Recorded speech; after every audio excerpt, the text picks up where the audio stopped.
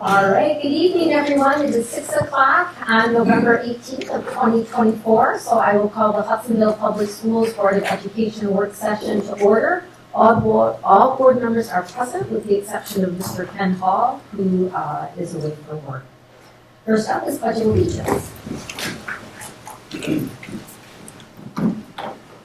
I pledge allegiance to the flag of the United States of America and to the republic for which it stands, one nation, under God, indivisible, with liberty and justice for all.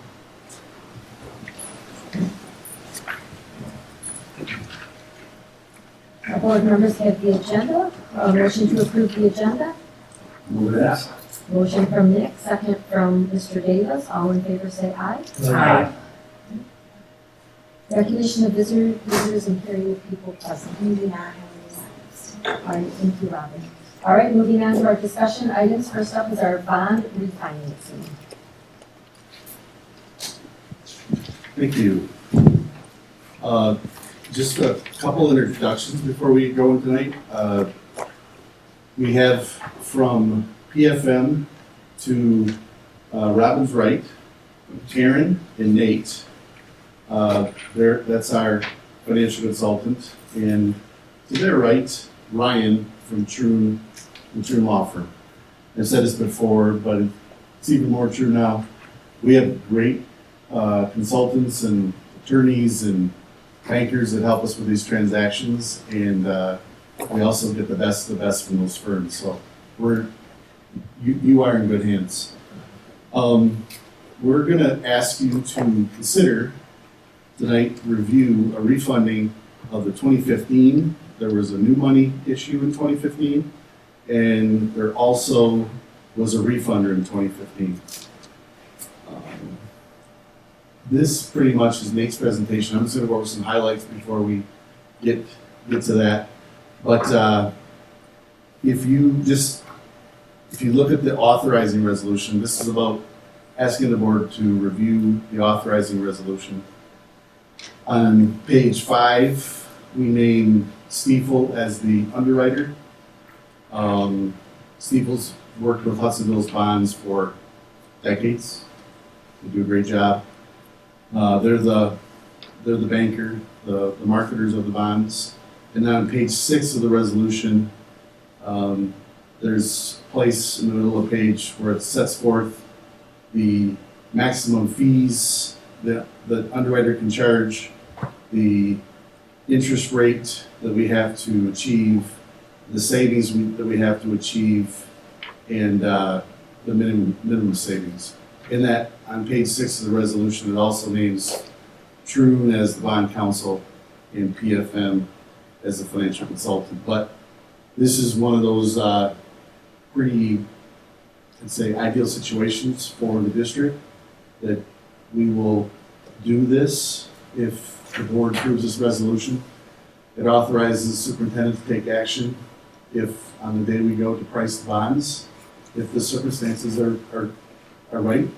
If they're not right, if they don't meet the parameters of the resolution, we essentially would walk away and at no cost, but what we really would do is we'd wait for times when the conditions would be right. So I modeled it up. Nate, what would you like to add to that? No, that was a great job, Matt. So really kind of what we're looking here is the 2015 bonds. There's only 2 maturities left. There's not a whole lot of savings. Those become callable actually last week. But there's not a whole lot of savings there. So what we're looking to do is couple that with the 2015 school building and site bonds, where we're going to get the immediate savings. Those bonds are not callable until November 1st, 2025. So what we're looking to do is position the district to possibly price the refunding bonds in July of next year in order to close within 90 days of that call date. So again, this is not obligating the district to do anything. It only puts the admin team in a position to capture savings if it exists next summer. So really no downside. Really the only upside is savings from refinancing. Think of it kind of like a mortgage, right? You're taking one existing loan, replacing it with a loan with a lower interest rate. Then that savings is passed along to the Hudsonville taxpayers in form of a lower debt millage, since they're voter approved bonds. Ryan, do you have anything to add to that? Just from a standpoint of authorization, I mean, I'm just echoing what Pat said. Paragraph 18 on page 6. If this resolution is adopted at the December meeting, any deal would have to fit within the stated parameters. We have an underwriter's discount, true interest cost, and then the last one on there is receipt of express written recommendation from the folks at PFM.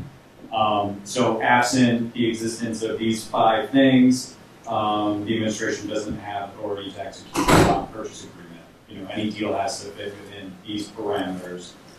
Then we can move forward, and then just for your own edification, once the bond purchase agreement is signed and we start working on the closing documents, it does go back to the board for another resolution to sort of ratify and affirm the deal. However, this resolution is giving authority to the administration to execute the bond purchase agreement within these parameters. And we've done, somebody asked me how many we've done just in the last 10 years, but it's been about every 2 years we've done a refunder in the last 10 years, and then it was done several times before that. So we've done with pretty good success, and we've been pretty fortunate on the day of pricing that the conditions have been right, but I think that has a lot to do with PFM setting pretty conservative targets. So, any questions? There are no questions. We'll bring this to the board in the December meeting and ask for that resolution. And thanks to Pat, the team, and everybody there. I mean, it's something we don't have to ask for. The board doesn't have to approve. Anything you can do to save our taxpayers some money and put the position in better standing moving forward with any future request is always a good thing.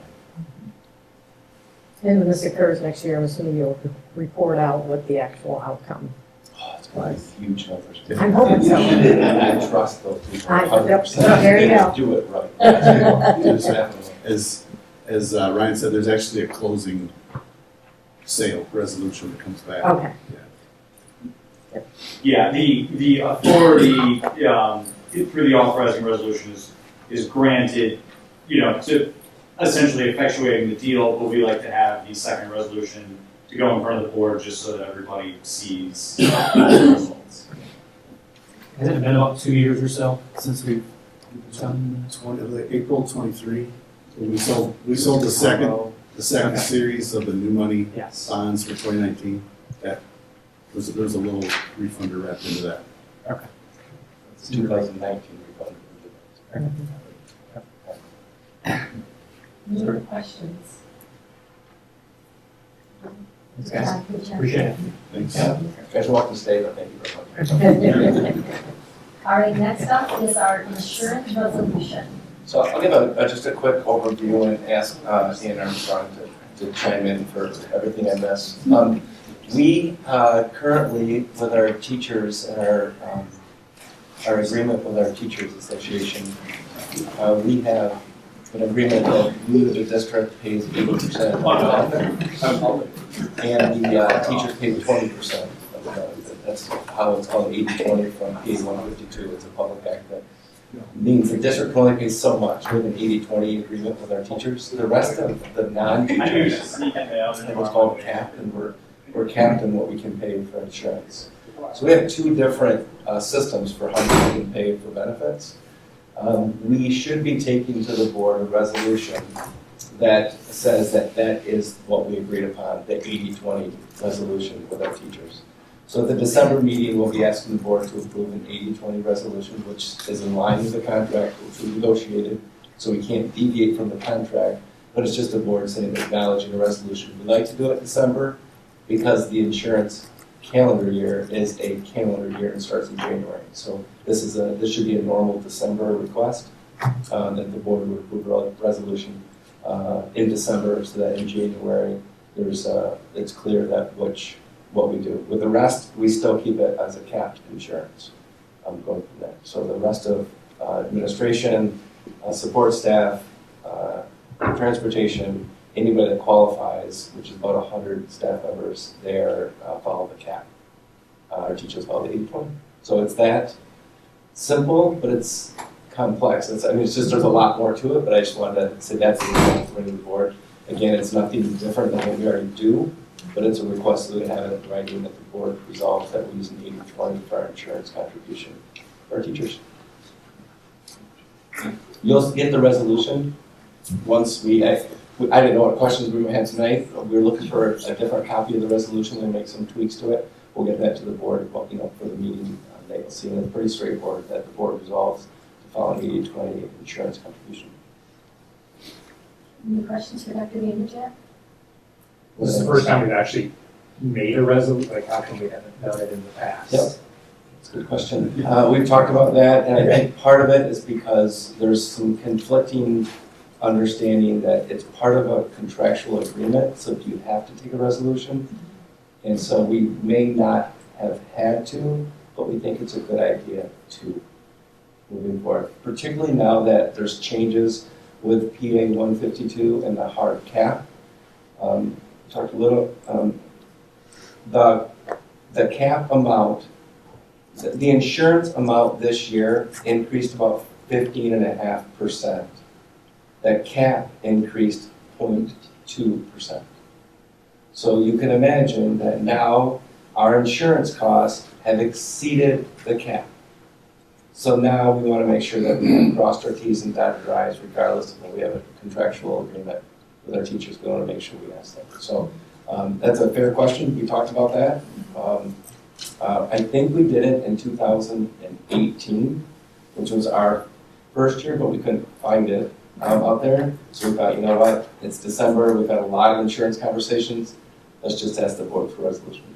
It's a good question, and that's the best answer I can give. That's fine. So this is something we'll have to do each We would year in recommend December the probably? board every December should take a resolution for what the insurance cost sharing agreement is. If it's not 80/20, it would resolve to cap right now.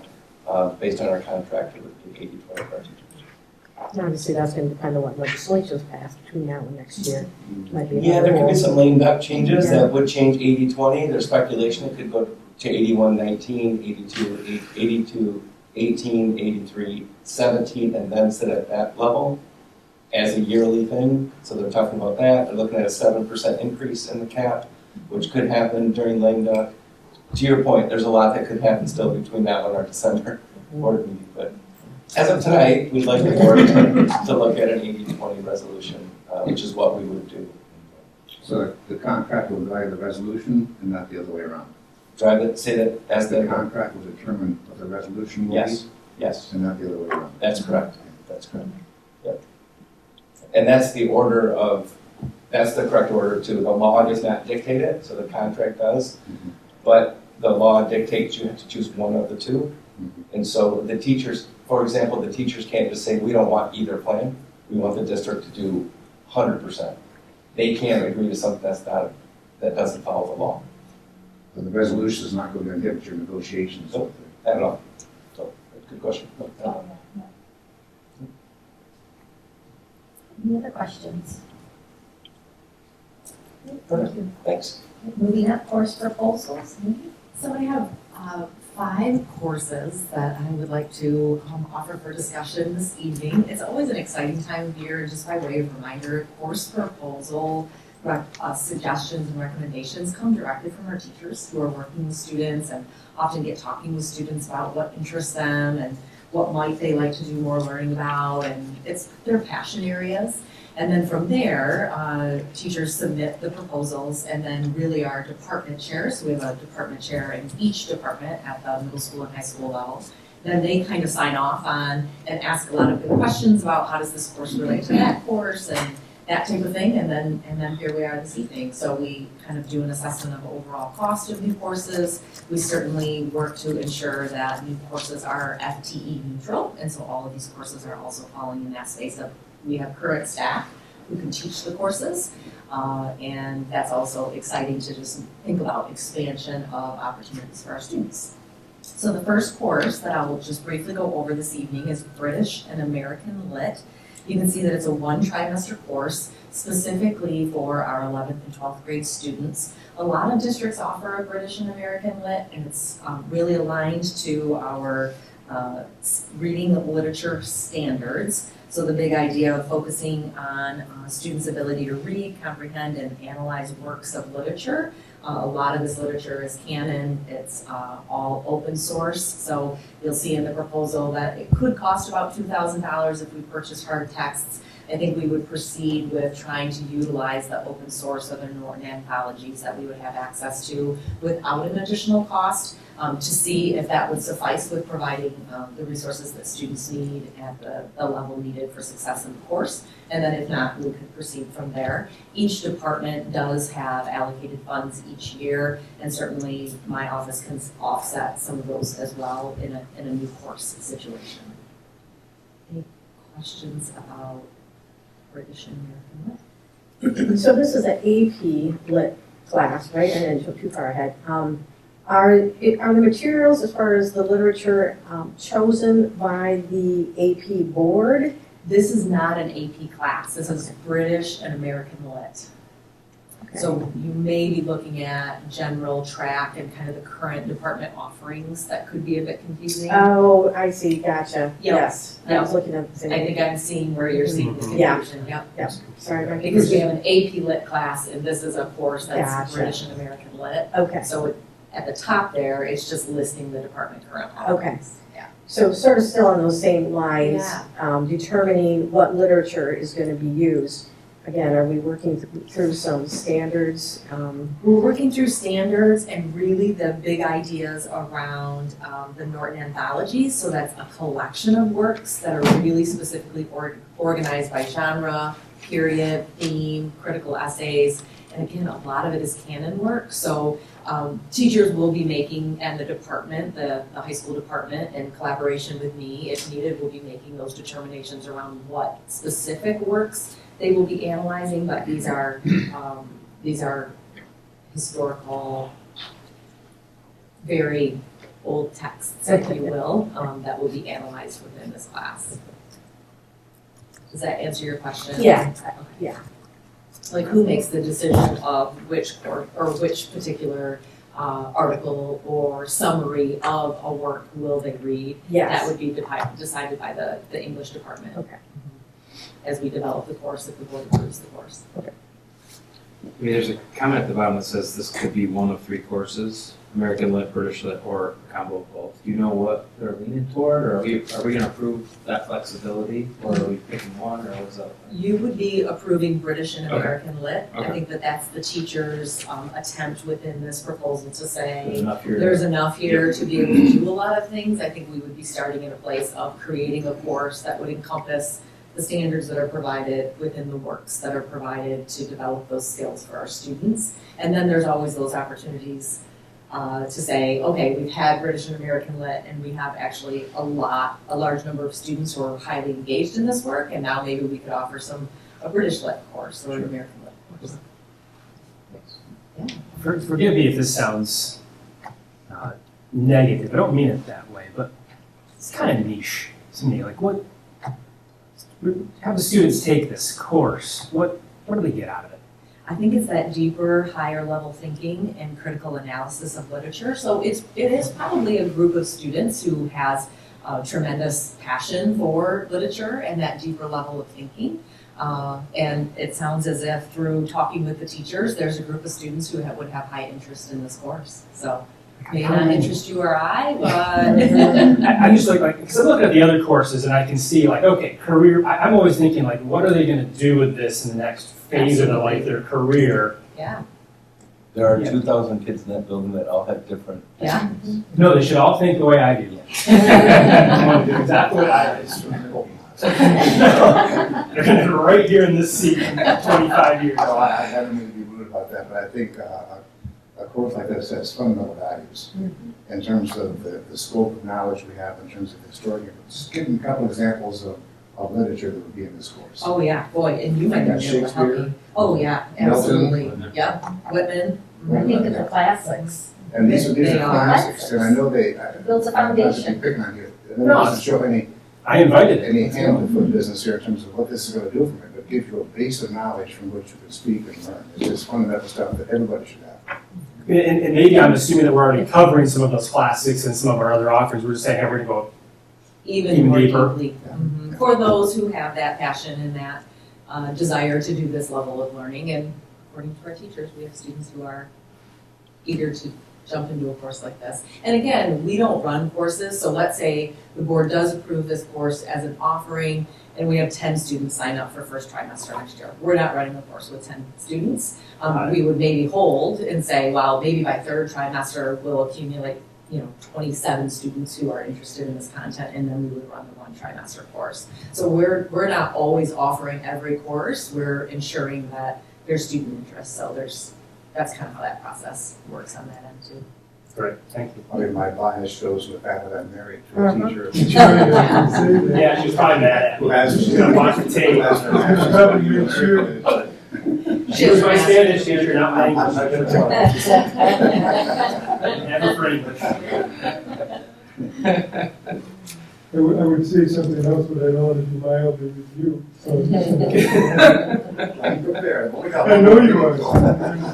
He's got no safety net in That's there. right, there you go. Say whatever he wants. Any other questions about written American? The next course really does kind of fall in those lines of college career pathways, if you will. A group of within our family consumer science is ecstatic to think about the potential of offering a course like this, fashion design and merchandising, knowing that there's a lot of career pathways that can be generated beyond our doors at Hudsonville Public High School. So this is a course that would be offered 9th through 12th grade. It's a one trimester course.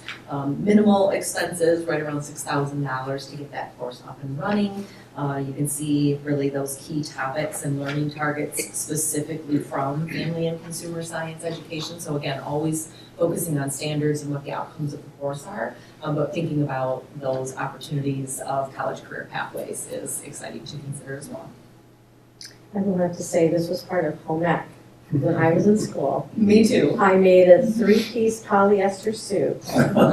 And this is, I know, a crazy side note, but a year ago, when we were cleaning out my mom's closet, she still had that, and we sold it to a place that sells clothing to Hollywood for period pieces. Oh. Serious. Wow. Is that crazy? You're So, gonna see it in a movie or something someday, yeah? but I'm all about this because my kids, unless they took up the craft, didn't really learn some of that. Yeah. And I have a nephew who created a pair of jeans that sold for $300. He learned it on his own, but he would have benefited from this sort of Absolutely, high course. interest. and- Yes. Sure. Yes. I was actually in a 4-H super sewer club, and I probably have some pieces that maybe I'll look at selling. So my mom saved them as well. Yes. So I see this actually a little bit differently than a sewing class.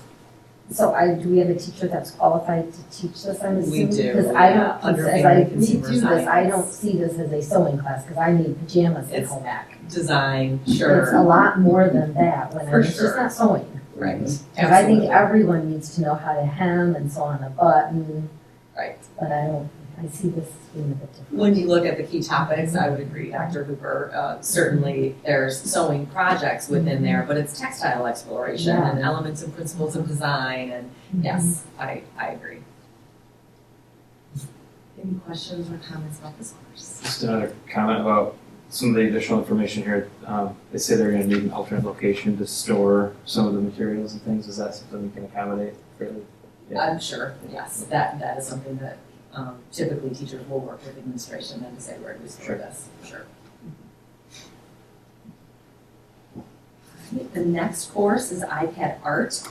You'll see within this proposal that they lay out kind of some prerequisites. The recommendation that I would make in particular around this course is specific to 6th grade. You can see that the current courses in 6th grade are listed here, as well as the offerings for 7th and 8th grade. I would like to see us just approve this for 6th grade in particular as a starting place.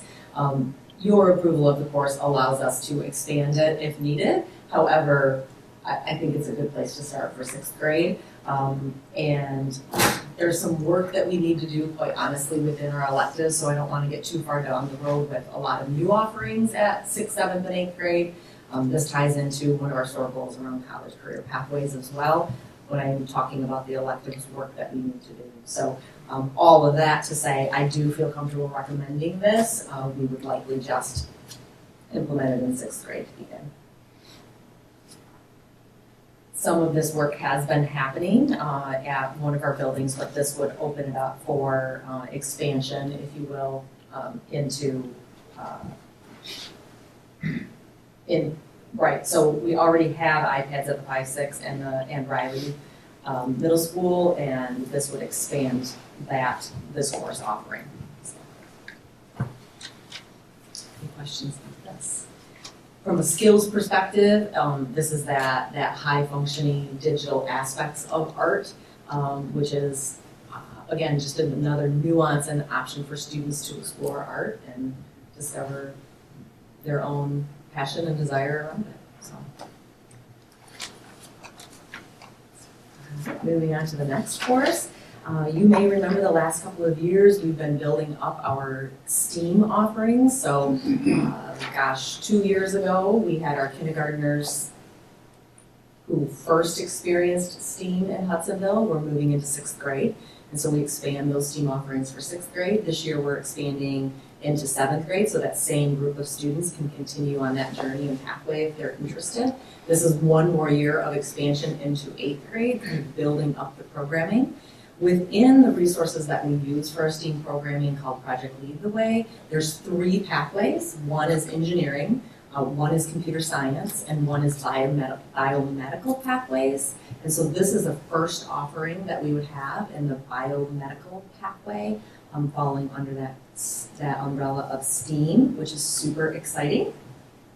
Trying to look at other big ideas here to capture. Again, Project Lead the Way is the high quality resources we've been using in STEAM, kindergarten through 7th grade as of now, and expanding this into 8th grade.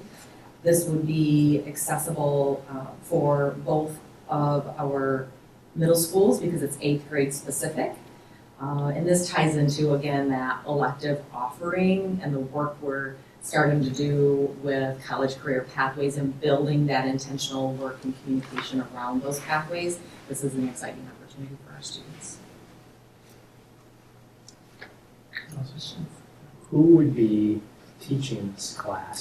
So those are some of the things. Those are some of the things that Mrs. Armstrong and I work on then, because we have certification requirements, and sometimes that has to do with then the name of the course, the content of the course, and who can teach the course, and how we report to the state, who's teaching what courses, and so we would have to navigate the staffing of this so that we are ensuring that it's FTE neutral as well. A lot of times those courses are like, you can kind of pop them in the exploratory area because they're just the start off of like digging in, and so it makes it so that basically anyone could teach. Yeah. So that sheep brain dissection, a little bit different than robotics. Absolutely, So, absolutely, and that would be an additional layer I would add would be with utilizing the Project Lead the Way materials. It's extensive training, so we also have to find the right staff who are willing to put in the time and pay them to participate in the training over the summer. And so there's lots of nuances to providing these opportunities, but we're willing to do that, and teachers are willing to as well. So Amy, I noticed some of the costs are covered by a grant. Yes. How long is the grant, and when the grant expires, will we have to pick up additional costs? So the grant is specific to the addition of each course. So you'll see the cost of the certification is paid, and that is then getting you up and ready. So for an example, the 7th grade course, we also had both of those fees waived as well. The cost of certification and the participation fee were waived. That is forever waived. So those are one-time startup costs. Okay, so it's not annual expenses that. Correct. There are some annual expenses with Project Lead the Way that we continue to monitor and navigate when we think about overall programming of STEAM and those ongoing expenses. But those are either absorbed through curriculum office annual budget and or building budgets when they're providing additional like consumable resources. Thank you. When we're deciding whether to add a class or not, do we go down to the level of, do we have someone who can teach this class on staff right now, or is that just an afterthought? No, we absolutely do, and as Ms. Armstrong shared, like, when we're looking at an exploratory class such as this, there's a lot of flexibility. It could be someone who's certified in science or math, but we definitely don't come to this place without knowing that we have staff who can support that, because we always want to live in that FTE neutral space with offerings. Not always, but in this scenario, we do. And you also mentioned that what the course is called can determine who has the credentials to teach it. Yeah. Have we ever been in a situation where we changed the name of, or we looked at calling a course A instead of B, so that we could meet the requirement of having someone already on staff? Yeah, I think we absolutely can do that. I think that the content is the big idea. Right, What we wanna, okay, is what we want to stay true to, Sure. but sometimes the names do change Okay. based on. I think that sometimes there's latitude of the course itself, but the lens of which the teacher certification is taught through. mhm, So, for example, I have an econ background. So if I taught personal finance, I'm going to come at it from an econ background. right, And then that's how it would be. So there's a sched code that way. And then if someone has a business teaching degree, they might come to it from that angle. sure, And so that's what we have to navigate and be careful about, because there's requirements, Okay, you know. So right. we couldn't just like be like, we're gonna call it this, but really, you know, Right. it's science that we're teaching, but we're Okay. gonna throw a social studies teacher in there. Like, we can't go that far. sure, Right. okay, Right. thank you. Yeah, good questions. Any other questions about course? All right.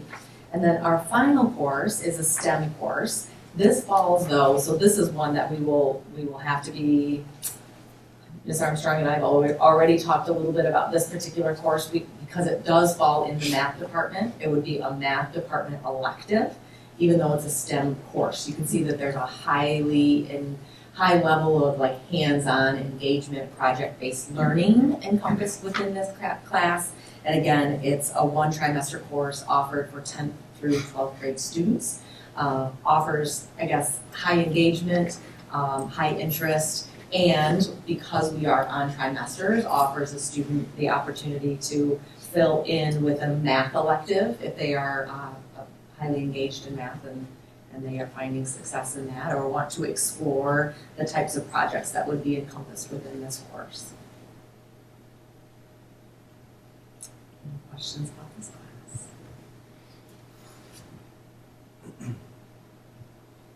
Amy, are you done with all? I can. I have a question. I don't know if it was in the board briefs or if it was something that came out from the group that gives us feedback on what's going on in the legislature, but there was something in there about math and some different qualification or different subjects which could be the basis for someone taking a math class. It was like, It could have been within the legislative update. I know that their legislation or legislators right now are investigating our current Michigan Merit right, curriculum right, and trying to provide more clarity about which courses Right, within okay. Michigan Merit curriculum okay, are required and what does that mean. Okay. So, for example, if there's been a lot of confusion evidently around, do students have to take Algebra 2, Right. for example? right. And if they're just trying to work to create more clarity Okay. around what the obligation of the school district is. There's no final decisions around what that is. We certainly have our Michigan Merit curriculum that we adhere to, but there's some debate around clarity on what Okay. that actually means, and there's been already some language changes around it in the past few years, Okay. which have not impacted our course offerings or most high school course offerings. I think that where it's potentially going is offering opportunities for districts to think about college and career pathways more creatively. I also think the flip side of that could be that all of a sudden you're tracking students into college and career pathways with math courses. So we know, for example, if you want to go to a U of M or a Michigan State, there's a certain level of math you need all the way through your senior year. And if students are beginning to make those decisions as 8th graders or 9th graders, that can get really tricky if all of a sudden they change their mind because they're only 14 when they begin those decisions. So we'll continue to monitor what those legislative changes are, but it wouldn't be anything that I would think a district would need to make like Sure. immediate changes on. It may just allow more flexibility. Okay. In our discussion from a legislative standpoint, they're trying to get back to the intent of the Michigan Merit Curriculum, and it's been evolving ever since they started. And we're going to talk a little bit more about that with our math sequence in a little bit. Okay. This really would not impact districts in western Michigan close to our size. It really impacts districts when you start to get farther north, Mhm. when they have one teacher trying to teach multiple different levels of content areas, and that's when they're trying to fit some of that. Any questions on the question proposals? Very interesting. It's always an exciting. Yeah. Exciting. Just when you thought you were done approving Now courses. that the opportunity starts. Yeah, good, thank you. All right, next up is our Diversity Advocacy Committee recommendation time. Mandy's not able to be here tonight, so I'm going to give a quick overview on where we are with our DAC work. I know Mr. Jansky's been to several meetings, Mr. Davis has been to several meetings, I know Nick and Andrew have been to a couple meetings, and had a chance to kind of see, so please feel free to have this open discussion. We are to a point after a couple of years of this work with wanting to make a recommendation to the board, and I want to lay this out as best I can. So before you dig too deep into the document that I just handed, if I can just say a few words and then I'll point out some things, and then you can spend the next 3 days looking at that document. But I want to share this. We are to a point we would like to have a recommendation on content that we can use in our classrooms.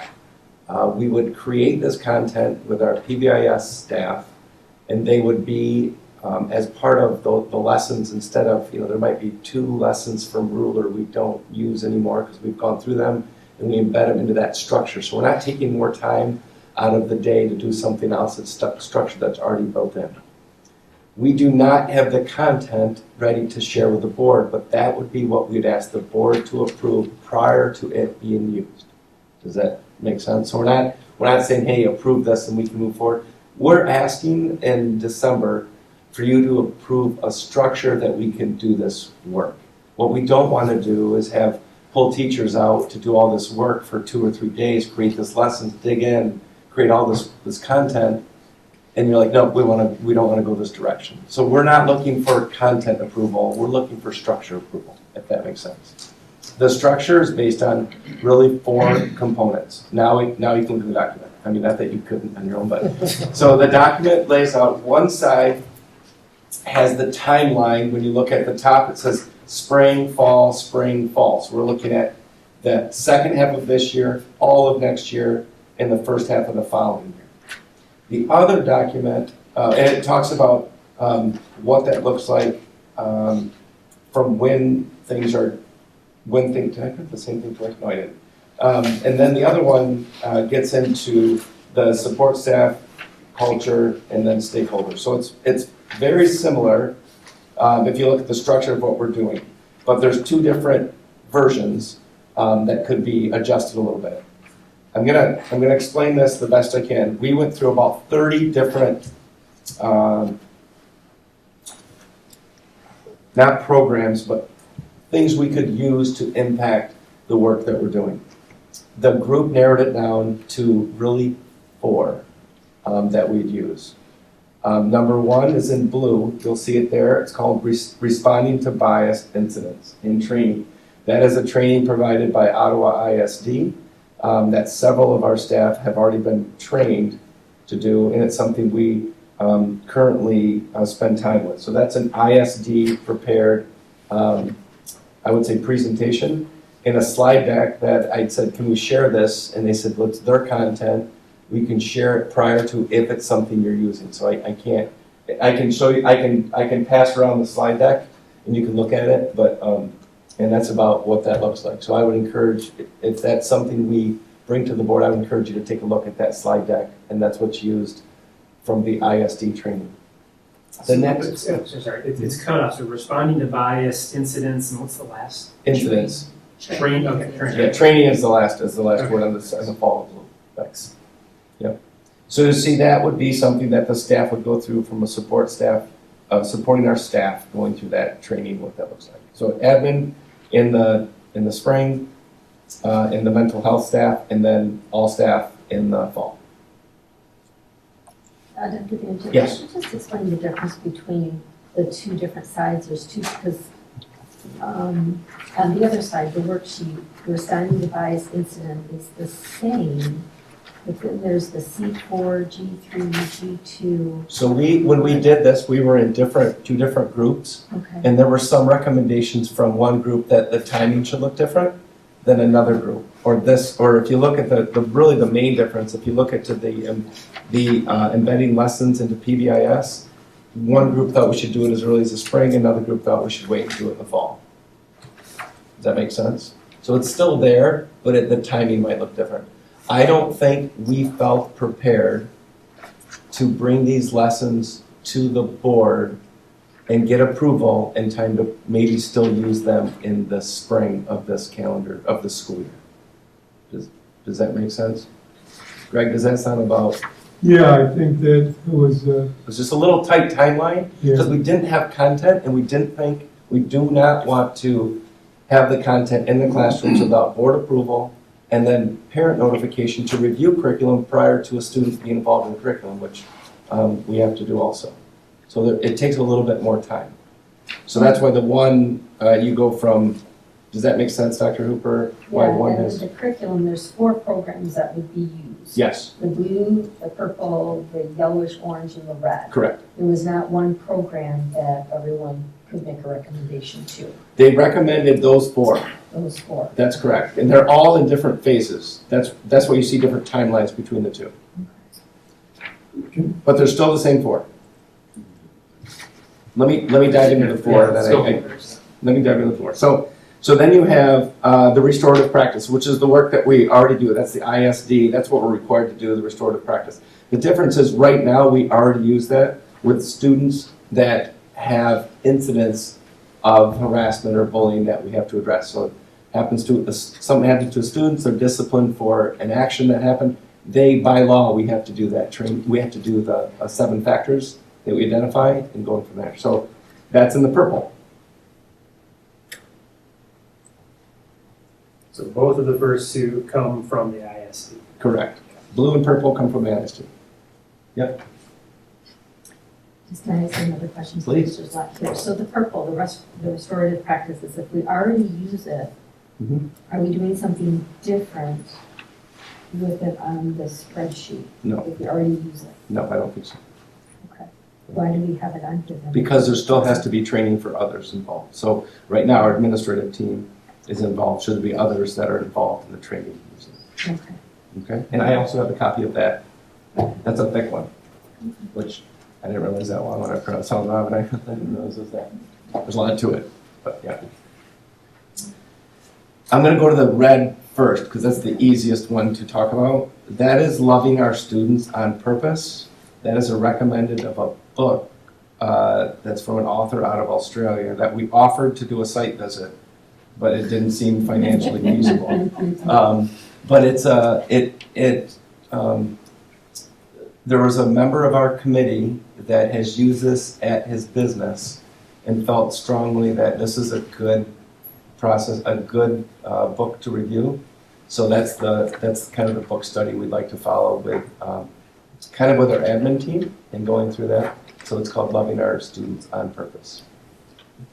So I know we're not here to talk about the details of every one of these, Yeah. but that would be teachers, staff, read the book.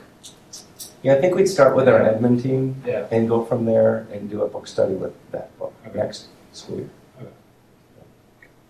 You can buy it at Amazon for $15, $16. It does have it is a faith-based book, but it's not it wouldn't violate the separation of church and state, if that makes sense. A piece that I would point out about that is, you'll notice that loving our students on purpose is listed under addressing climate and culture. So there's 4 resources there, and some address I see. knowledge and skill, and some address climate. We talked about Got it. short-term and long-term, so there's a lot going on here. Yep. Yep, no, that makes sense. Okay. I think those 3 do not technically require board approval because they're not curriculum based that go into the classroom. But we want to walk through what this looks like, get the board review what the teachers are seeing, what everything, it's all of that. So it's not like we're looking for, that's not the crux of this conversation. The biggest one is what's in yellow. That's the one that it would take work to develop, so we'd like direction from the board. Is this, it's almost a, sounds good, go ahead and do the work, and then bring us back the content at a later date before it's used in the classroom to share with parents and so forth, go from there. That is the embedding lessons into PBIS framework. If you look at the first yellow box on, it's hard to say, but it looks like would be the first sheet. It'd be fall of 2025, supporting students, there's a yellow box and it says notes. School PBIS teams focus on what lessons from, and then it says TT and REN.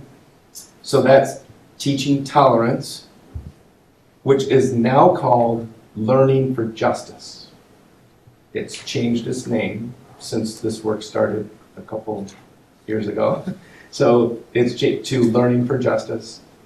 And then the Jostens Renaissance program, which we already use at our high school, but it goes all the way down to elementary. So the easiest way I can explain this is the Jostens Renaissance program is really secondary content based, and teaching tolerance is more elementary. They both do overlap, but the transition from teaching tolerance or learning for justice to Jostens Renaissance, that's why they're both there. So creating a lesson from learning for justice at the elementary makes more sense than doing it at the secondary. And then Jostens Renaissance at the secondary makes more sense than doing Jostens Renaissance for elementary. So, Yeah, I'm sorry if I have a lot of questions. The Jostin Renaissance program we're currently using at the high school, Yeah. correct? If we're currently using it and we feel that we have an issue in the high school, how is using the same program going to make a difference? we don't have lessons that are created just with the Renaissance program for all students to be in, to experience. So what this do would be you do using, so we have seminar time at the high school. This would be using our PBIS teams to dig into the Jostens Renaissance and find or create lessons that are specific to our need at the high school for all kids to experience. We have access to it. We use it in our leadership classes. We use it in, trying to think what, there's a couple classes that use some of the Jostens Renaissance material. But this would be for all. Harassment and physical Correct. safety, not this content. Not this content? Yes. Yes, yes. Okay, Does that help? that helps. And for all kids to experience it too, right? And I think our hope and goal is that some of these topics will be taught on a regular basis at the elementary, so that when you get to high school or middle school, they can be reinforced or tweaked. They get to high school, and so over the course of time, it's good for all of our kids. And it's not just a one hit everybody and move on. They can support kids throughout their journey through Hudsonville. So the Renaissance has lots of different content areas. So for example, in seminar, they just pushed out a video in Renaissance through PBIS that was about stress leading up to exams. And then, so we're just not using it for the areas of harassment, physical safety, emotional safety. We're not using those resources. So that would be the new area of use in developing lessons around that. So there are hundreds or maybe thousands of lessons embedded in these. So the intent was to say, instead of the board, here's the thousands of lessons, and then we find somebody's like, well, I didn't like this lesson, therefore the whole program's not good. Can we follow this pathway and say, let's create 1 or 2, maybe 3 lessons, whatever that looks like, say, here are the lessons we'd like to share for Hudsonville, and go from there. I wanted, it's Jostens. When it was presented to the DAC committee, the video that they used to present it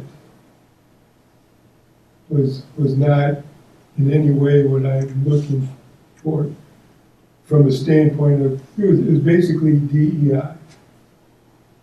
And I'm not looking for that personally as a board member. And a lot of the things that people were looking at a year or two ago, they're not looking at anymore because it's not something that's gaining a lot of approval, I think.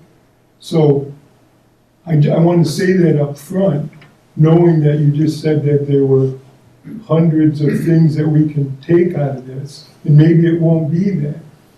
But I was a little bit concerned, and I did say something to Mandy about it after the presentation, that, you know, if that's what you're showing, you're going to show to the board as an example of what this company does, it wasn't persuasive to me. And so I just you know, want to make that clear at the beginning. Yeah, I'd like to, I happened to be at that meeting when that was discussed, and yeah, that video that was showed as the example, I'd be a hard no on it. That was, Tell me more. it was basically, you know, your parents may have thoughts like this, but they're wrong type of a thing. I mean, it was a video that I would not be comfortable I wasn't sharing. there. That was the one meeting I was unavailable. Yeah, I don't think you were there, but that happened to be the one I was there. And again, I don't want to, this is really, I really like how this is laid out. It's just like, and there were staff that they've used the Justice curriculum that were like, hey, it hasn't worked really well in the past by experience. So I'm actually a little surprised that that's one of the recommendations just based upon the one meeting from last spring I was at, but Yeah, that's a great little feedback. surprised. That's great feedback. I think I would not, I'm not going to push back, but I would say part of the teaching tolerance curriculum to some felt too elementary. So could they adjust it with some of the content from Justin's? And I think at the end of the day, the video that you may have seen, and I apologize, I didn't see it, but that video would be good to see, here's what we want to show. And you can see it, not that video, but whatever we decide to do. So before it goes into the classroom, and the parents can look at it also. Right. I mean, I would even suggest that if there is some concern, or not, I guess concern isn't the right word, if there's some thought from other board members that they'd like to know what we're talking about, show that video to the board. If we're not going to show that video to our kids, I don't know if it. Okay, and I'm just saying, because I don't want people to just say, well, what's Greg talking about, you know? Yeah, I mean, it was very apparent when I saw it that I said, whoa. I agree. Yeah. To me, I would think this procedure is a lot like what we do for our Sex Education Advisory Committee, that they're sorting through it. They're going to come up with what they do, present it to Amy, you know, whoever else from the board wants to come in the committee. And then at the time that it's actually seeking approval, obviously as board members, we're going to have some time to vet it and give our opinions. The process worked, even though I didn't necessarily agree with every piece the last time around. But the process that is in the Sex Education Advisory Committee setup, which seems to be similar to this, works. And again, differences of opinion, but I appreciate your input now, so Amy and Doug know your thoughts on that, but also want to make sure we give adequate space for the committee to start putting some things together for us to sort of vet. And I think that's a great analogy because we don't have a structure like that for this committee. And I think there's a lot of conversation about, are we doing all this work and we're not going to be able to get off the ground? So the question is approval to get off the ground. And so here's a structure, and then come back with content before we say, yeah, go ahead. Yeah, and I agree. And I want to, because there's a lot of work that's gone into this, and I want to acknowledge that. I think you've made the comment before as we've talked about this. We want to, whatever you bring to us, it to be a yes. And I'd hate for you to get like super far down this path and then it's a no. So yeah, I'd rather just kind of like, I agree. here's directionally. Again, the one meeting last spring that I happened to be at where they showed Jostens as an example, I had a discussion with staff, and it was, I walked out there thinking, that's probably off the list based upon the conversation that I observed. So I'm totally open to the fact that there's thousands of videos, and maybe the one that was used as the example was a really poor one to choose as the example, but yeah, that was not one I'd be fired up about. I have a couple thoughts running through my mind. One is we have drawn some parallels to the Sex Ed Advisory Board work with regard to wanting permission to move forward while knowing that we also want the board to have full access to all of the content at some point for approval. And so that's a good parallel. The other piece would be, you'll notice that this is a multi-pronged approach. There's never one video or one lesson that is going to make a difference when we're talking about harassment based on race, religion, disability, and sexual orientation, which is the problem with practice. So the committee has been very intentional about that this is a multi-pronged approach to address this, and it will take many years in order to really do this well. And I think the committee has been committed for the last couple of years to do this meaningful work and come to this place. So your feedback and questions tonight is helpful as we go back and share with the rest of with the team. So. Can I ask a question? When is there a next meeting scheduled? I have to check with Mandy. I 'Cause don't looked want to at get the into the list, details of why we had to cancel the meeting, but Yeah, that's I fine. welcome a phone call if people have questions. Yeah, I know Dr. Hooper and Mr. Bolton know a little bit more, but Sure. feel free. But we will get that scheduled. Yeah. I do think this request left our last meeting with this is what we'd like to do to progress, and I think this is easier to get off the ground. Are you okay with us continuing this work? And a request to say, yep, we support that this work is important. I know I had a parent email me tonight, or earlier today, this afternoon, wanting to know, it's been 2 years, are you doing anything with this? And I would love to say, yep, the board is also committed that this work is important, but there's a process to this. I just want Right. to get that. Totally, yeah. Appreciate all the work that's gone into it thus far.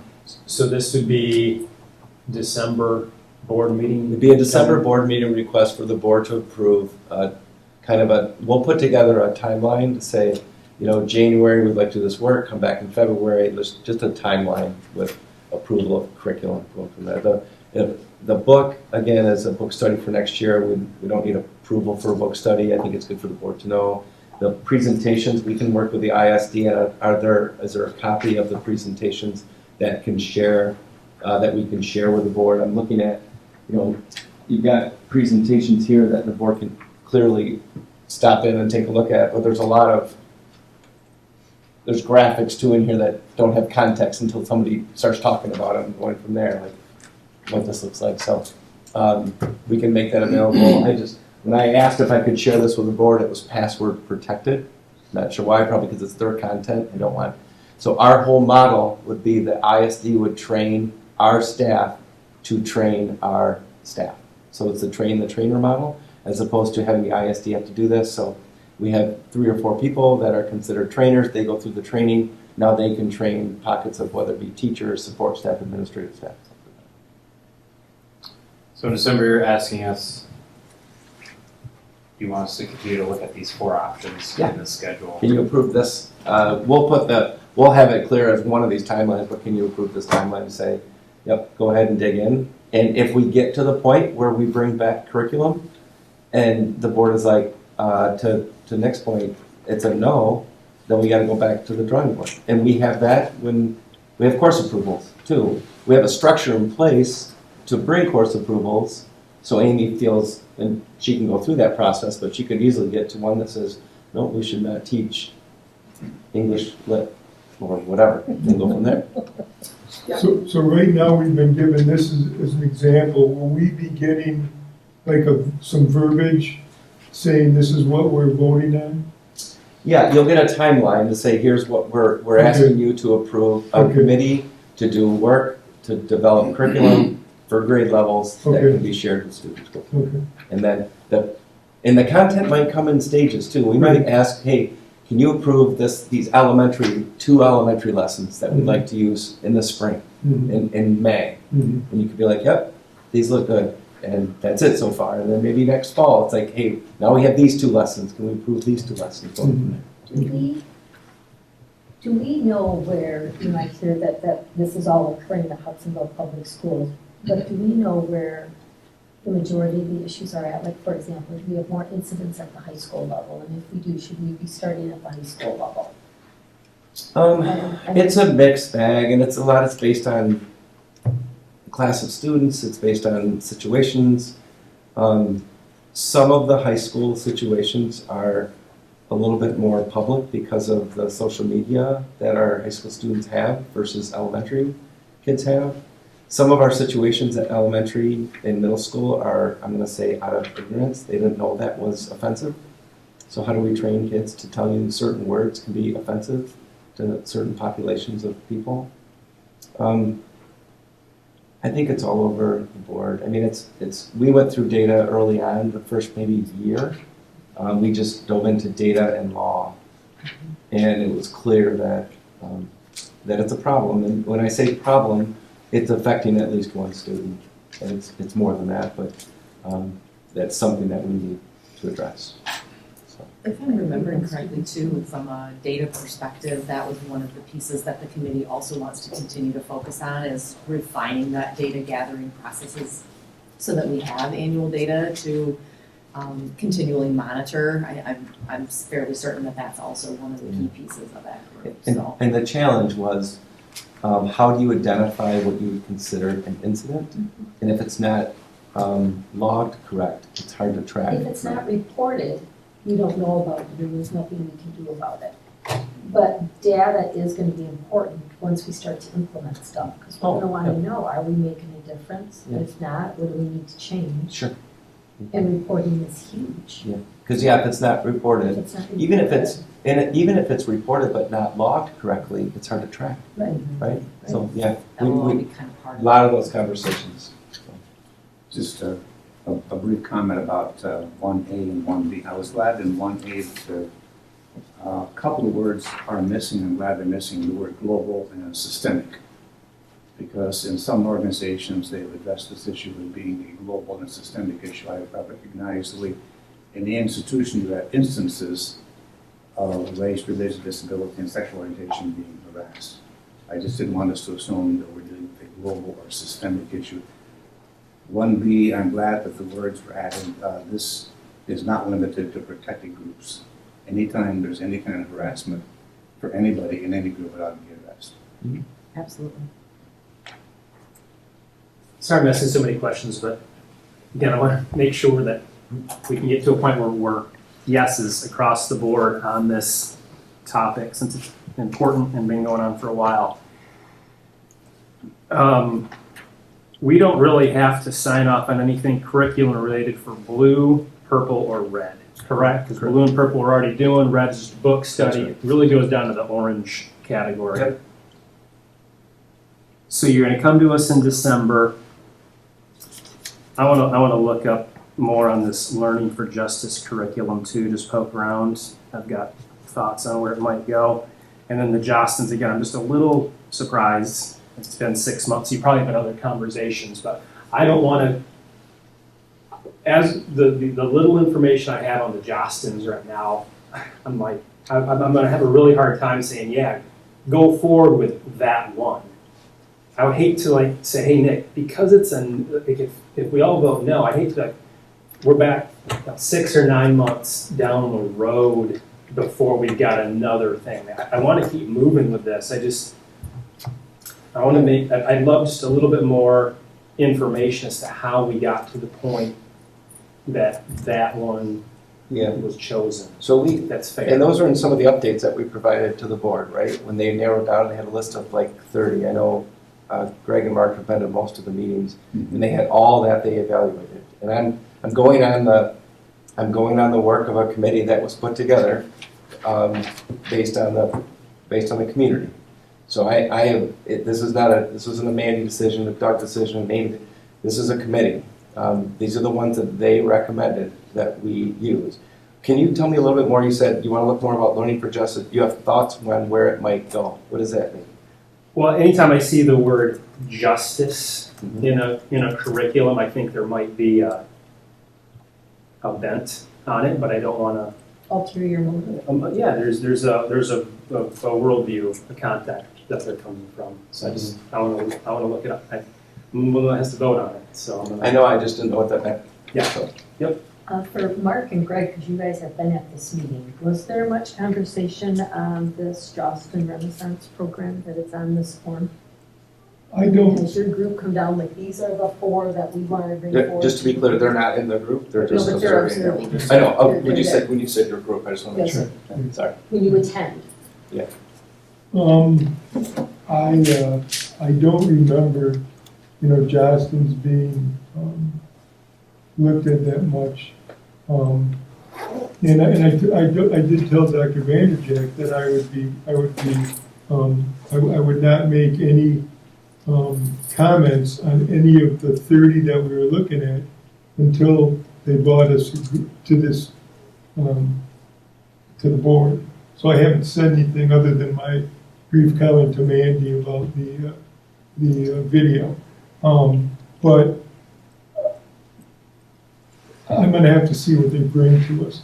I just think, like Nick says, there's going to be a tendency, just based on the things that I saw in that brief, it was only a 2 or 3 minute video, that already causes me to think, okay, what's going on, and so, and I'm very concerned about this kind of stuff, because I don't want to, and I don't mean to be stumbling here, but the one part of the video, when the first thing that came out of the guy's mouth was basically, your parents may be telling you this, but this is what, that's very divisive in a family if a kid's gonna go home and have that thought in his mind.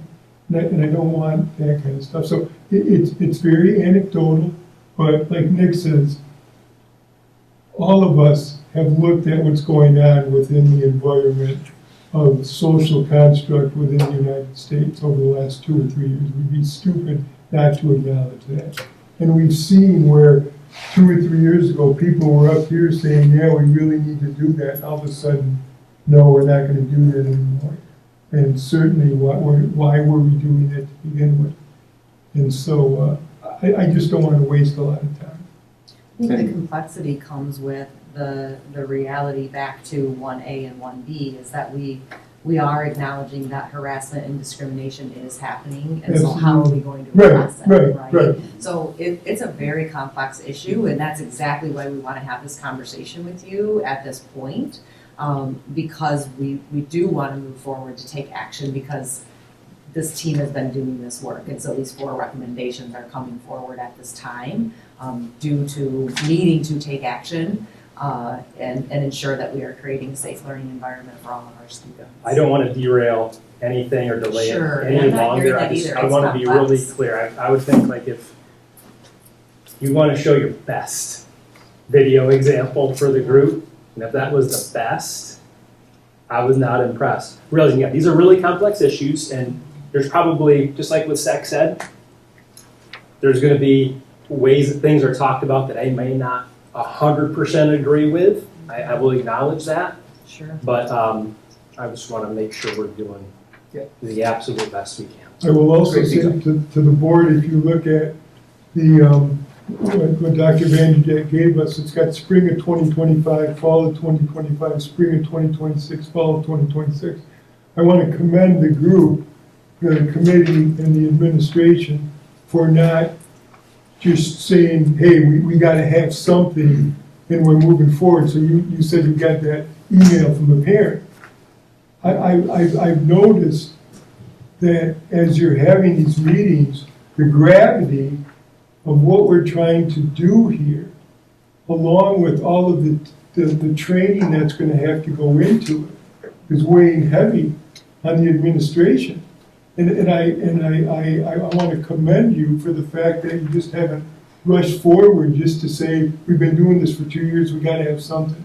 If anything, I've seen you pull back and say, you know, based on even some of the comments from the principals and the PBRS, saying, I don't know if our staff can do this right now.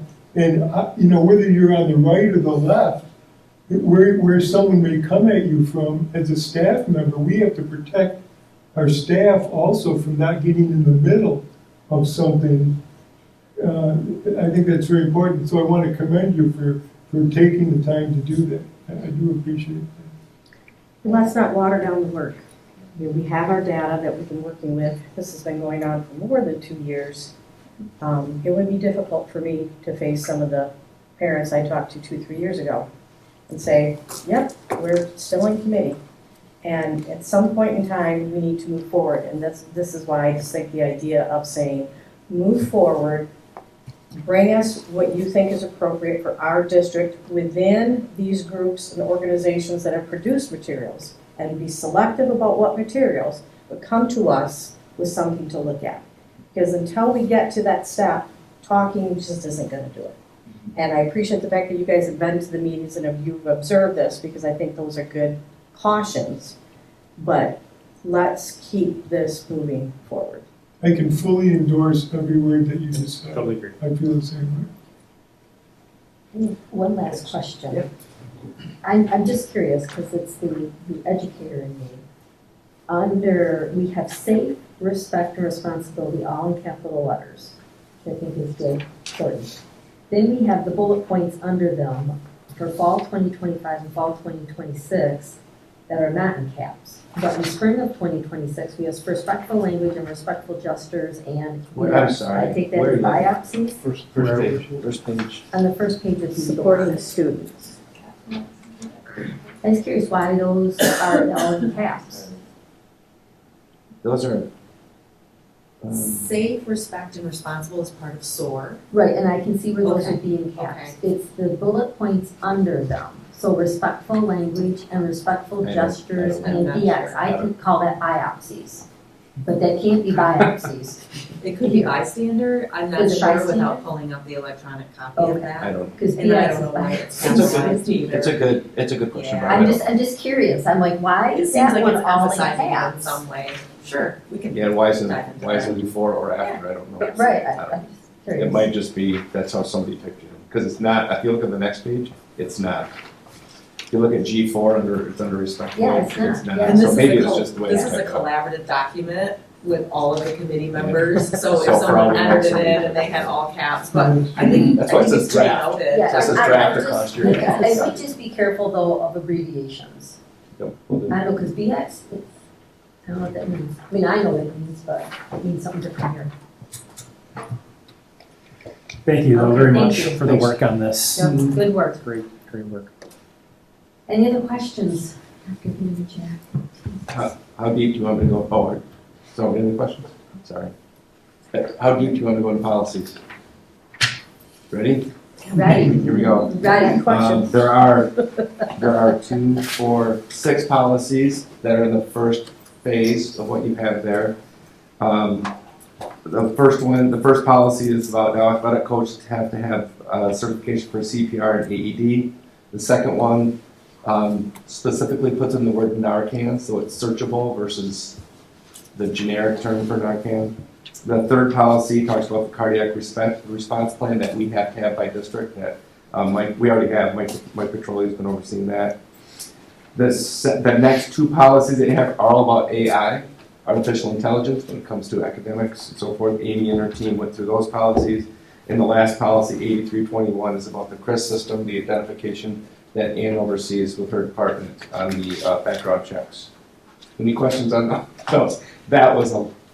I just summarized about 7 hours worth of meetings. You did an excellent job, Dr. Sorry, that's the best I can do. The next set of policies are all. I do have questions. No, Yeah, this is no, like I asked and you didn't ask. Go ahead. The only question I had, number one, I appreciate the fact that our security team and most of our staff are already trained, but it's good to put in policy. But it talks about the district nurse doing stuff. What happens if the nurse isn't there? We have 2 nurses, and then, I mean, I just wanna make sure the policy allows for somebody beside the district nurse if the district nurse isn't there. Got it. So that would be my only question on that one. Sorry. Isn't that they're just responsible for the supply of Narcan, not the distribution, right? But Are you to talking use about it, 5340 or 5330? specifically, it was, I can't tell from this page, the administration of the opioid antagonists. Yes. It's would be considered a nurse, that's the Narcan. It's the nurse or somebody in their capacity. So Okay. anybody can do it. By Okay. law, anybody can administer Narcan if they have the intent of trying to save Be somebody's sure life. that's a supply is good. Supplying would come through our nurse, and it still Training. comes through Corewell. Okay. And training comes through our nurses also. Yeah. Does that help? I thought you were talking about the cardiac response. That's No. another part of our routine stuff. No. It was just about the, making sure that we had somebody beside the district nurse in case they weren't there. More often than not, the nurse is available by phone, one of the two, and then the administration can take place. But if not, it's not like, sorry, they didn't pick up. Well, I mean, you know. Yes, I know how to use it, but I won't. You're right. Policy says 5330.2. Yes, For a that's right. callback. So, Doug, real quick, on 5340, on the cardiac response Yep. plan. So does this, by having this plan in place, does this then assume that any school-sponsored events needs to have somebody trained that can respond? Or is this just saying we need to have people that could be available to be trained or could be available to be at these school-sponsored events? Any school-sponsored event should have somebody that is trained and that's there. And that's That's correct. today. That's today. Okay. So this Athletics, obviously would have with athletics would be your coaches, your trainers, all of those. Yep. Even when you have, evening Music concerts and things like that, performances Mhm. are a little bit different. We do talk about plans for homecoming, those kind of events. We go through response when the parents chaperone, I don't know if anybody chaperoned a homecoming dance, but they get identification on, phone numbers and here's where the doors are, if we have to call 911, all of those things. Okay. Security. I just want to make sure I want to make sure that if we develop this, Yep. that we're ready to implement it. Yep. And it sounds like we are already. So, You train? Yes. Okay, because that would probably involve Yeah. summertime. Yeah. Our AED's upstairs in case you want. we should have one down here. It's within, Doug has to be it's within 3 invested. minutes. so Somebody here must. It just has to be within. What if I 3 can't get up the stairs? And the elevator's not. Go around. It's been a good run. Yeah. All right. The next set of policies are from the Edgar, that's the guidance for grants and agreements. So who is that? Edgar Owen? Edgar, that's the abbreviation I was for, saying, the department, it's education, grants, okay. and regulatory. It's like, why did they do that? I actually thought it was like named after somebody. No, it's not a person. And then the uniform grant guidance is the part of it. So this talks about, they've changed their requirements, administrative priorities, agency and reciprocate burden, clarifying the agencies and recipients in different ways. So all the things regarding grants, if you will.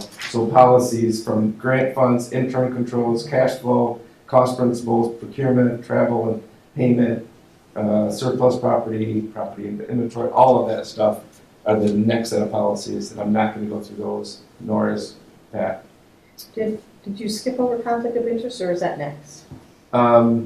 It's a part of it. It's part of it. That was Okay. the first one. So- Oh, it was the very first. There's 3 of them, only because we Yeah. have So, staff, support staff, and administration. yeah, the main thing I wanted to make sure, and maybe this is something we could just do as a matter of course in the January meeting or work session, when it keeps talking about conflict of interest and how that relates for anybody on the board who has a spouse that's a employee. Are these policies related to that or more if they work for a company who might benefit?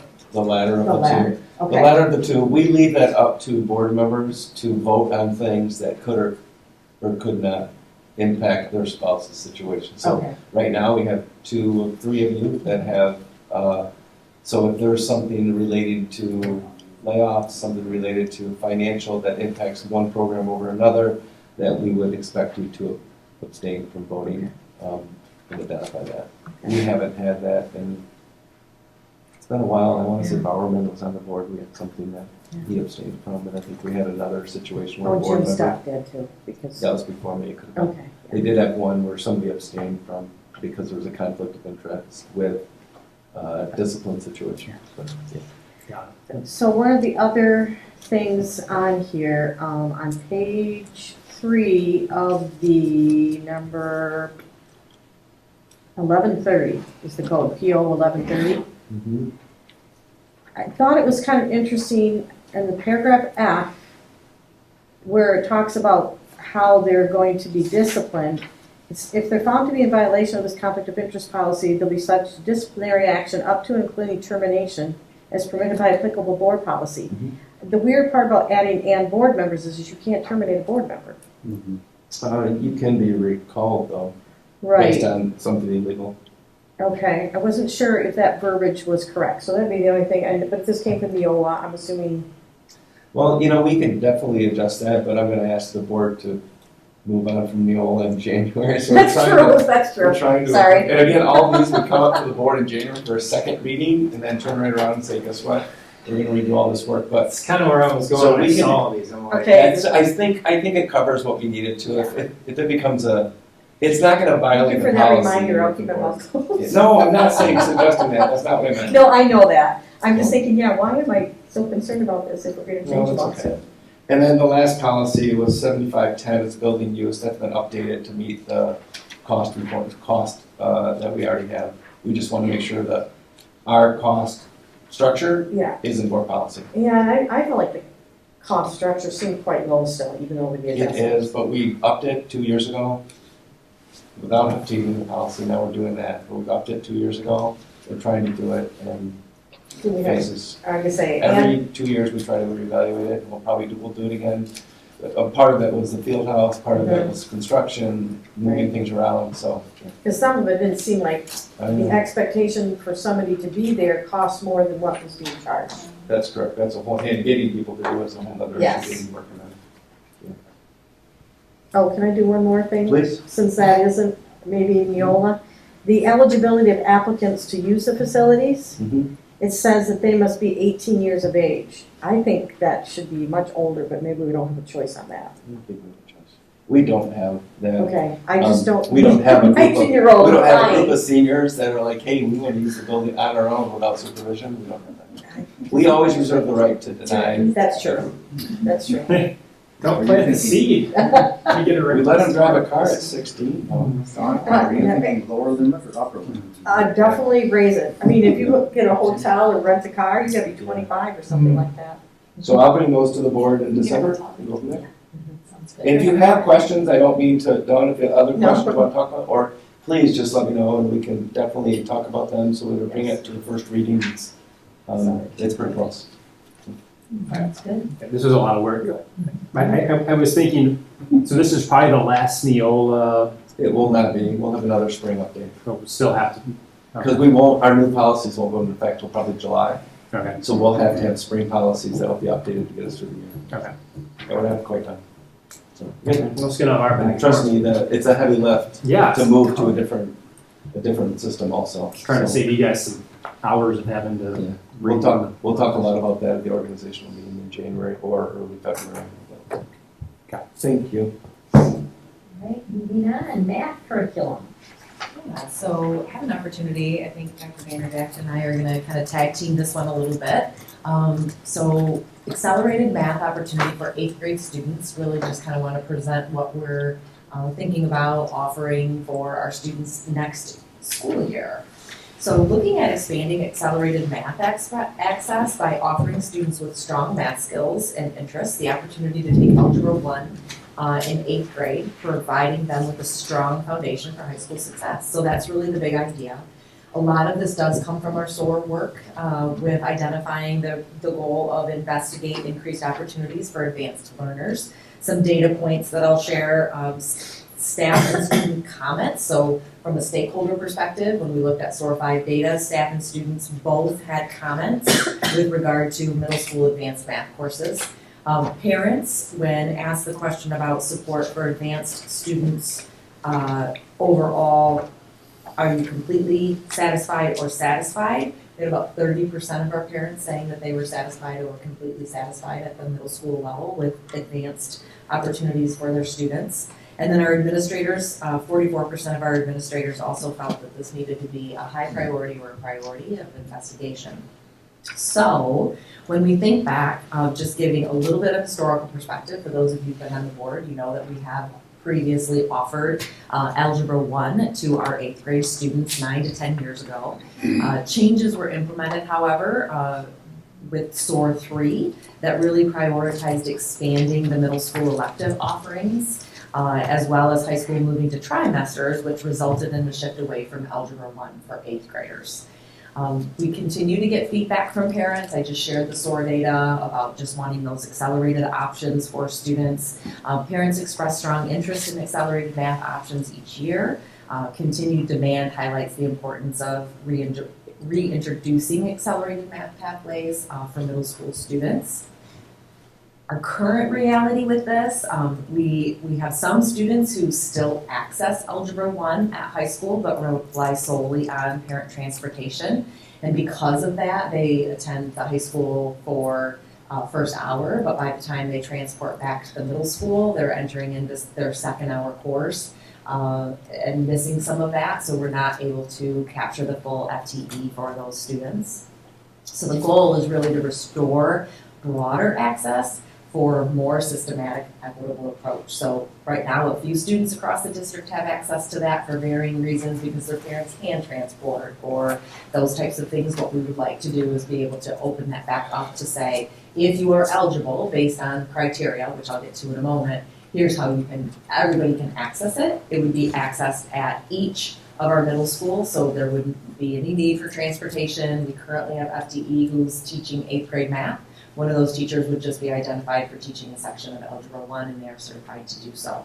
So that's kind of the vision. Over the course of, the last month or so, probably a little over a month, Dr. Vanderdecht and I have started to kind of bridge and have some dialogue across the district with some of our stakeholders, starting with our secondary building principals. We have our pre-K-12 math committee chairs, which are Mr. Szymanski and Mr. Kegel. We met with our middle school and high school department chairs. We met with the 6-12 counseling department, and as well as on Friday, we met with all of our 8th grade teachers and all of our Algebra 1 teachers to share our ideas and thoughts and how we wanted to move forward and really develop a unified approach to identify and support eligible students. Jump in anytime. From a next steps perspective, we really want to dive in and develop a rubric. That was some of the feedback that we've received, is that in the past when this was offered, it got kind of tricky because some students may have parents who really want them in the course, but maybe they didn't quite have the skills needed to be successful. And so we want to figure out kind of that sweet spot of providing access for students, but also setting them up for success. And so working with a group of teachers to develop that rubric. Very fortunate in Ottawa County that I have colleagues who are willing to share the rubrics that they use in their districts, and so we'll probably use that as a starting place and develop what we want that to look like for our students here in Hudsonville. Initially, this is what we're thinking. Obviously, we want to use data, right, as that third point of reference about students' academic progress. Using Delta Math, which is a screener, we can use MSTEP data, we can use STAR data, we provide STAR all the way through 8th grade. Taking a look at previous and current coursework performance, so how have they progressed in 5th grade, 6th grade, 7th grade. We certainly want to ensure that we are not positioning a student who is missing some skills to also miss content, right? We want to be really intentional about that. Certainly teacher recommendations, so taking a look at not only data, but also how does the student show up in class? Are they an engaged learner? Do they turn work in? Are they, right? We want that, those skills also to be considered. And then that overall academic performance. So when we met with the teachers on Friday, adding to that list of some of the next steps, this is key, but then also really ensuring when we develop communication to the stakeholders and to parents and students as they make this decision for next year. So our current 7th graders will be making this decision for next year. really articulating what that pathway looks like. So great, you want this opportunity for your student as an 8th grader, but what does this mean for your student as they go into 9th grade and have access to geometry and then algebra 2, as well as then other elective offerings, and what are your students' goals beyond? And so some of it is some of that pathway that can be tricky for 13, 14-year-old students to be making those decisions with their parents, but trying to set that out for students so that they don't get to their junior year and then say, well, I'm done with math now. Really set that out that, boy, if you are on this trajectory, we want you to be highly engaged in higher level math courses all the way through and potentially dual enrolled, if you will, as an end game potential. So that came out of some of our conversation on Friday as well. Next steps, again, I mentioned the communication plan for our stakeholders, and then really working with teachers for that, developing the class content and what that scope and sequence will look like. We know what Algebra 1 entails at the high school. We also offer a year-long Algebra 1 course at the high school, as well as 2 trimesters. So we've got some work that we can do with teachers to develop that course and ensure that there's consistency for 8th grade students who are accessing that year-long course, as well as high school students who are accessing it as well.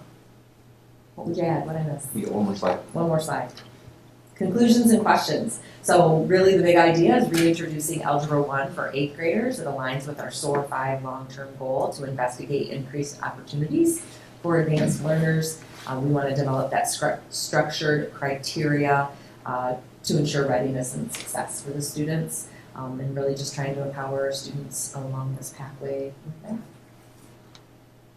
As a former math teacher, this is important. This is good work that we can do. I think we can expand this. I think this is a step in that direction. I think to get this up, when the district in SOAR 3, keep in mind, Mark and Donnie, the only ones here, the intent was to streamline the middle school curriculum so that electives could be a bigger part and have all these different, we still have all those electives. Every kid takes 8th grade math. Some kids will go into 9th grade and may struggle, and we have a process for them. But there are some kids in 8th grade that are bored, and they're looking at other systems to really try to push them. Math is one of the few curriculum areas that is not just sequential, but it's building blocks. English, you can go from 9th to 10th, and you can read a harder book, you can read a harder paper, you can do those things. Science, you could take physics or biology. You don't have to do one and then the other. It's hard to do anything well from a mathematics standpoint without having a strong base in algebra. And I think this will give our kids in 8th grade a chance. And who knows, maybe in the future, this expands to a larger portion of 8th graders, but then we'll have to do some work in 7th. Right now, this is simply 8th grade. It's probably one section in each building. We're gonna look at numbers. We have to look at who's ready. I can tell you we'll have plenty of parents that will tell me how prepared their kid is. That's why we want to make sure we have a system in place. I am not questioning the parents' understanding of the intellectual ability of their child, but we need to have a system in place to go from there. Will we have people, I don't know if you follow football, there were 4 teams in the national championship, now there are 12 in the conversation, people are already arguing about who's number 13. We will have that situation, but my kid didn't quite get in, but we'll have those conversations. I've had them for years, and I'm fully prepared to have them again. That's why we're working hard to have a system in place. Worst case scenario, in all honesty, it's like, this isn't really working. The kids aren't going to fall behind. It's easier to put them back into an 8th grade math class. So we think this is a really good opportunity, and I can see this really supporting some of the advanced learning of our kids. Mr. Hegel was a great sounding board when we talked about what about 5th graders going to 6th grade? Because it looks different because of the timing of the school day, the FTE that Amy had mentioned.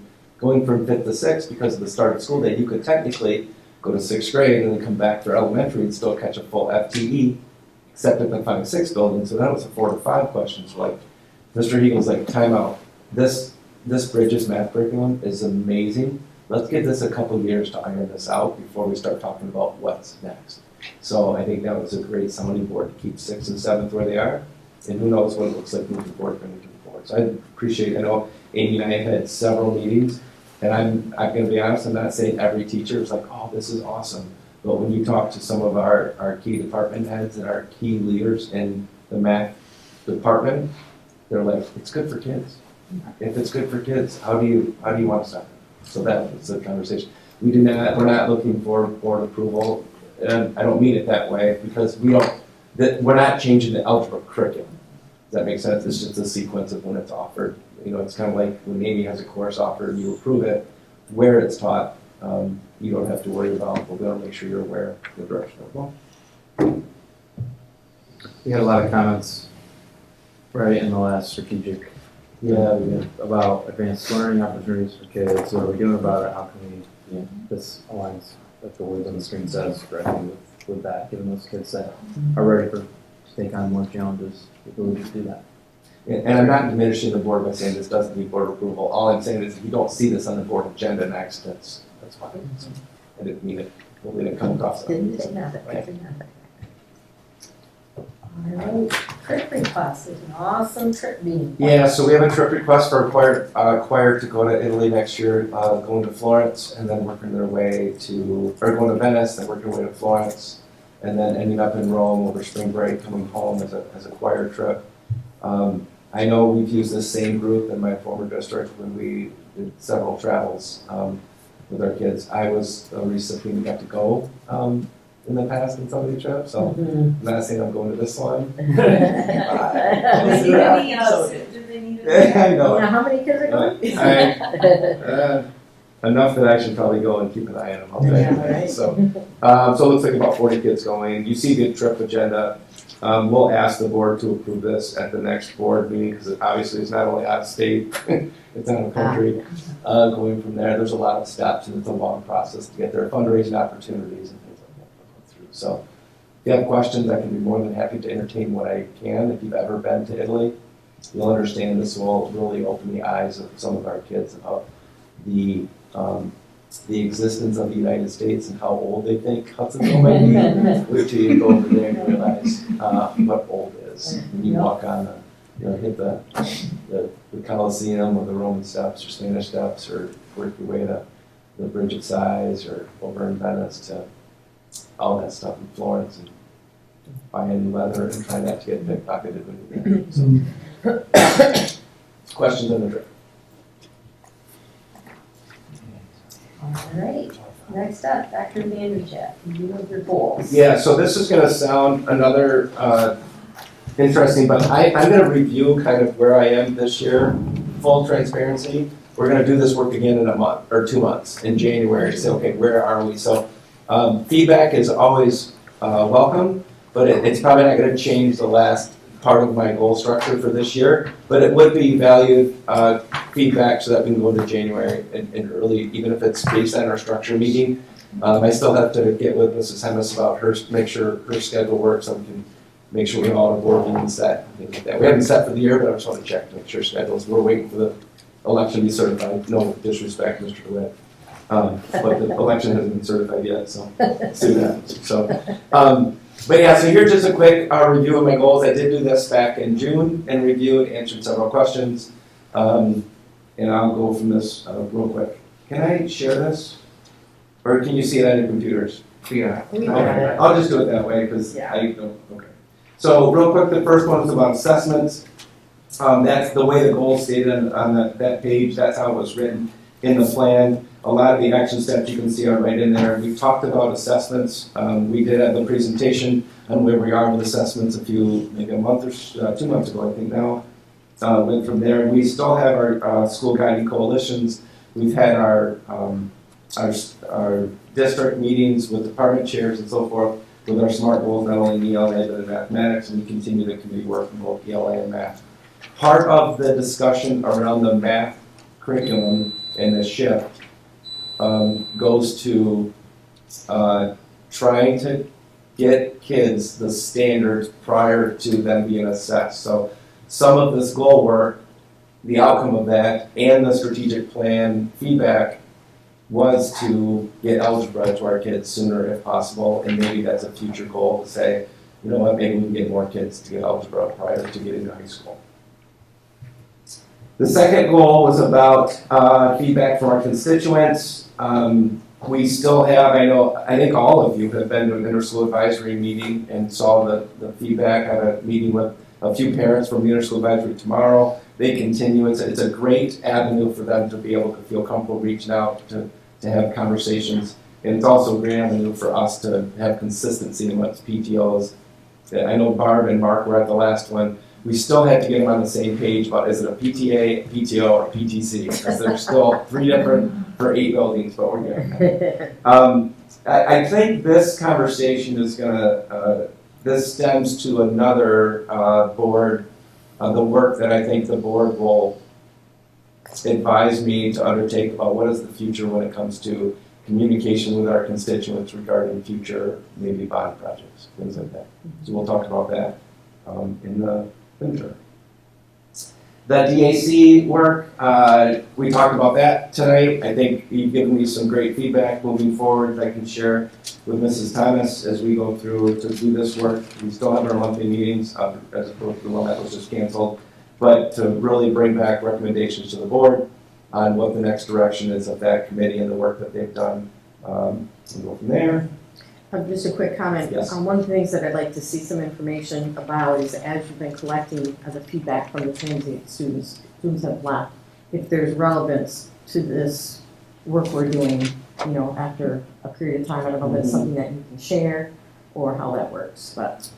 So the latest one we did was this fall. We did one last fall and this fall. Last fall it looks quite a bit different than it did this fall. This fall it was all over the board. I will tell you that there were some about we had to move and we're upset we had to move.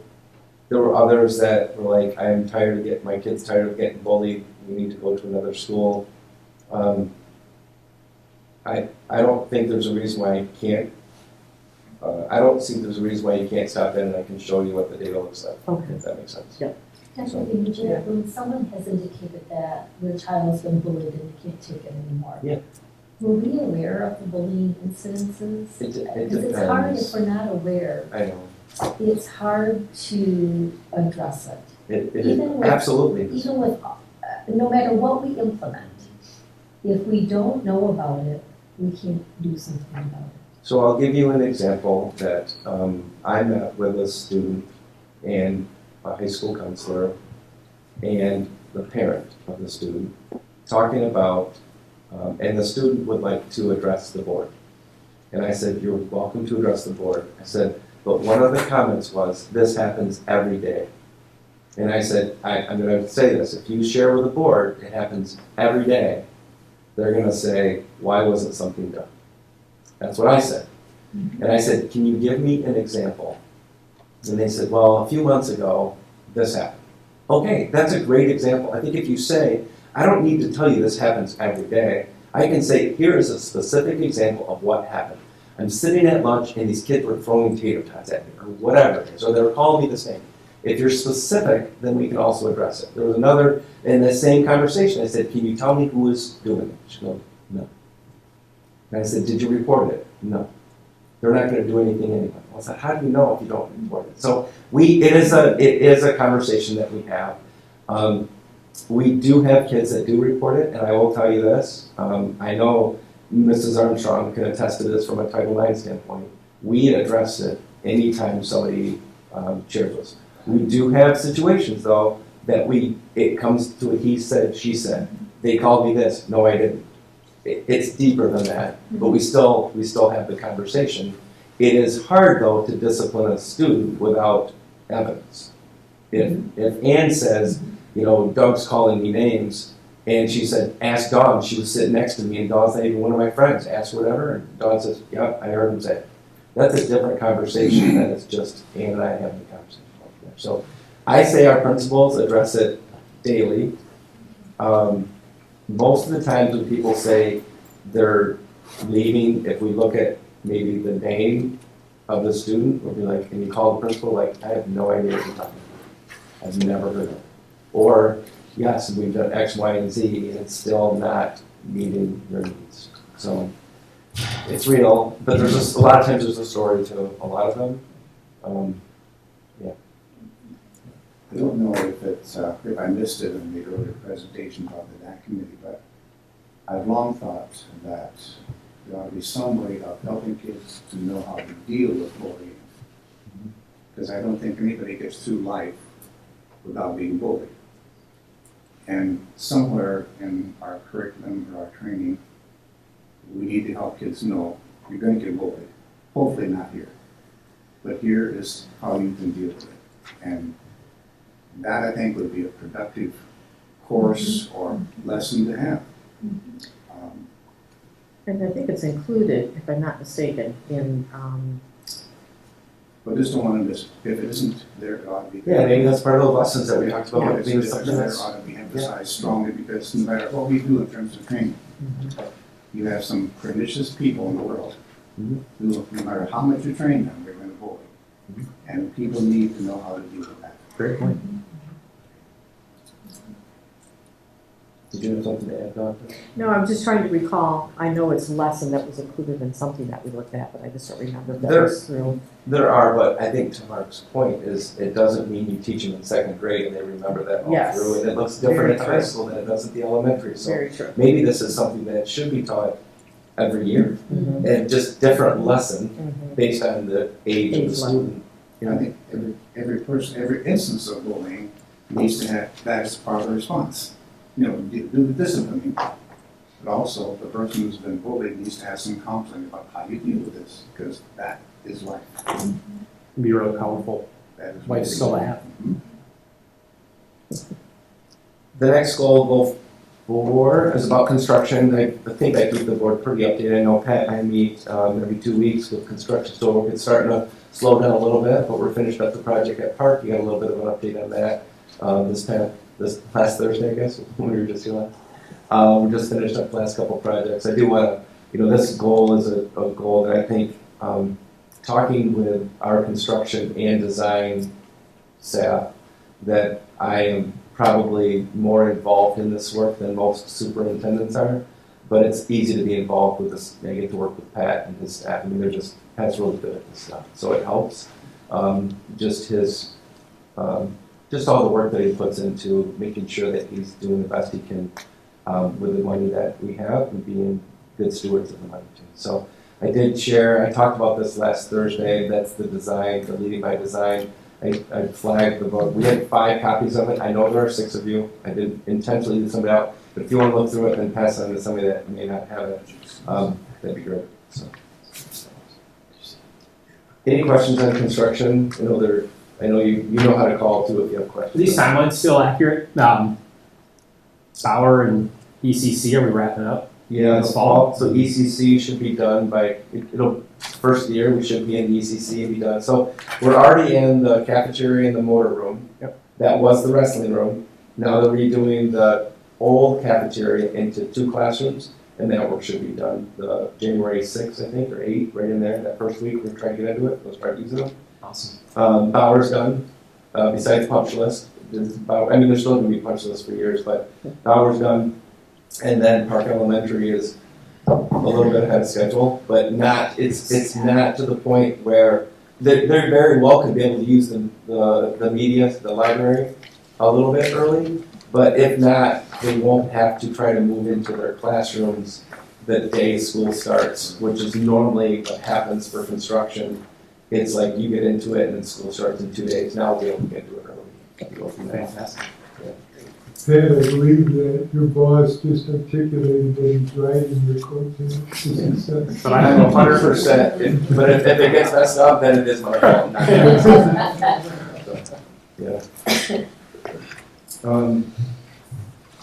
And then communication. You talked a little bit about the goal of the work of making sure that feedback and expectations monitor effectiveness communication. I hope you received enough communication from me. That's something I can continue to work on. But I also know that based on a lot of, let's just say this, we've had up to 40 to 60 people come in for public comment board meetings, comment at board meetings, and I think we're in a different place right now, and I think a lot of it has to do with just some of the work the board and the administration have been doing. So, that's it. Okay, Any questions for Dr. Vanderjack? This is taking place of a formal evaluation for MESB. We can do just a full update. So that's what Dr. Vanderjack has done for us tonight. Any questions? Is it in January, Doug will be establishing? No, so per MESB guidelines, in January, Doug and the board will collaboratively develop the goals. So at a work session, we'll put goal development, what we would like to have Dr. Vanderjack work on in collaboration with him and the board. And we'll do that at a January work session.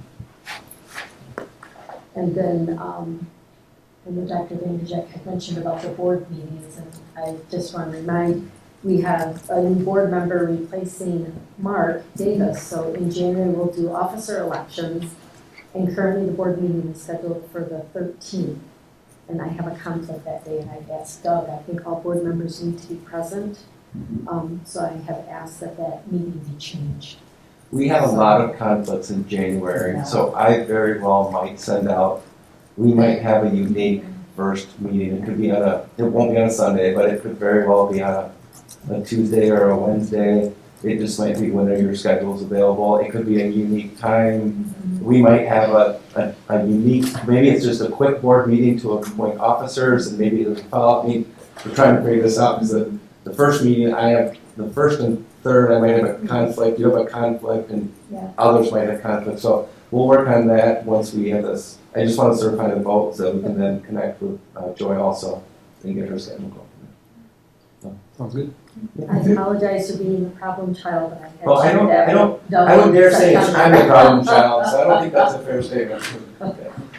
I just want to comment too that on your third goal, Dr. Vanderjack, on diversity and advocacy, you have a timeline to accomplish the goal of with the DAC committee and all that stuff on May 31st, 2024. Yeah. And I just want to say that even though that date hasn't been met, the fact that you guys pulled back due to the intricacy of the importance of the thing that you were working on, I appreciate that. Sometimes it's not just meeting a date that we set, but it's making sure that it's done correctly. So I appreciate it. Okay. It's a big plane to land. We want to make sure we land it. Right. Yep. Sure. All right, any questions for Dr. Vanderjack? All right. Under 2 hours. I thought we'd go over. So. Oh, yeah, 2.5 is the. At 8:30. I had 8:05. All right, so we will finish with a roundtable. And we'll start with Johnson. I'm good, thank you. Good. I just want to say, I wasn't at the last board meeting, but I want to say that I had the opportunity to follow the Hudsonville Marching Band again this semester. And I was sharing with Dr. Vanderjack, I'd really like an update on the band numbers because there was a significant difference between last year and this year. I'm telling you, I think there was another 20 to 30 band members. 27. 27? The difference in the performance was astronomical, and so we were at state, and I'm watching them perform, and I've got them pegged at a certain place. And I had them pegged like in 6th place. They finished 9th. And I was talking to Craig Vanderwall, and he said, but Barb, they finished 8 points higher than they did last year. And I said, yeah, it showed. And just this weekend with Bands of America, and Hudsonville does not participate, but I do want to share that Craig Vanderwall was there with a group of students and parents watching that they could learn. And that's just an awesome event to go to. So I just want to kudos to our band program. It's really good. What a difference. Yeah, we're getting there. The requirement of 9th graders to be in marching band, I dealt with several phone calls from parents that weren't happy. And technically, when I was on the field for the state finals, one of them came up to me and said, I was that parent. This is the best thing that happened to my kid. And we're going to do it again. So our goal is to get another 15 to 20 next year. And then the following year is when all of our 6th graders will be in high school that had music required. We had 100% of our kids participate in a music. Their 6th grade year, 78% of them continued in 7th grade, which is good and bad. And from a staffing standpoint, we know we're optimistic of where this leads, and we will be looking at FTE adjustments based on size. We're not going to put 200 kids in the band and say, Greg, you got this. But I'm excited. I mean, it looks better, but it sounds so much different when you put almost 30 more kids on that field. And if we have to get more equipment, we'll be all right. You do okay? So I just thought that really proud of the band, but Doesn't even look up. He's not, he knew. He's like, He's listening. Yes. All right, Mr. Jansky. I had a 7th grade grandchild who was daughter who's part of the flag, what do they call them? The Color guard. Color guard as a 7th grader, and all the many things that it's taught her as far as, using her time and that kind of stuff. And just I thank Craig for taking on someone that young and doing those types of things. And Yeah, just add to that, I talked to Mr. Vanderwall at the football game the day before they went to state, and they were at that game. The band was at that game the entire time. They loaded up their stuff. It was like, I heard they got there like 1:30 in the morning or something like that, and then they went and performed. But Mr. Vanderwall told me, like, these kids wanted to be there. They wanted to support their community. They wanted to support the players.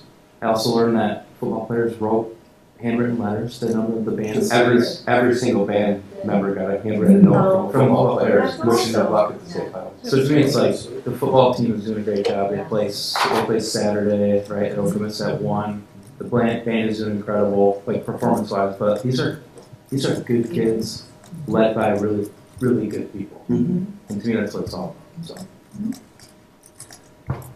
Greg, you didn't give me a chance to comment to your comment, but I would recommend that you and Mr. Bullheyes take a course in Hillsdale College.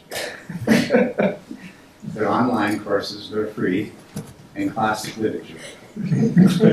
Send me the link. I'll send you the link.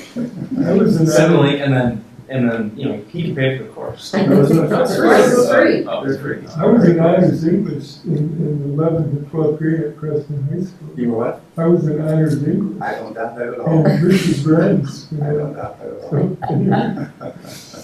all. All right. I'm sorry, one quick thing. Robin gave you the signal, I forgot. But for the trip request, Devin has submitted the license, insurance, ADA compliance documentation to Robin that she had to. So I just wanted you to mention that during the trip request. And I just wanted to say that if they needed a nurse to accompany them. As long as you can administer our And I can do the heart. I can do that, and I'm CPR certified. All right, I will take a motion to adjourn. Motion from Art, a second. Support. Second from Dawn, all in favor say aye. Aye. All right, this is adjourned.